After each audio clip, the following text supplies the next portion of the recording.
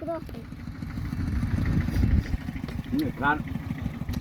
มาลาบแองตัวหมดแล้วมา อัดพวกคนเองโอเคโอเค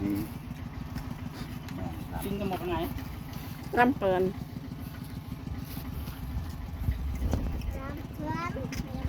นั่นน่ะรับลวกลวกละอ้อยบ้านมาให้มันได้เป็นไงเลยขากี่นี่มันพูดไม่เหมือนไอ้มูดว่าไอ้อากีมูดว่ากี่ล็อบใหญ่ไปซาโมคุณเองลวกบันโยลิงแบงลิงอุ้ยอ๋อช่วยกี่อุ้ย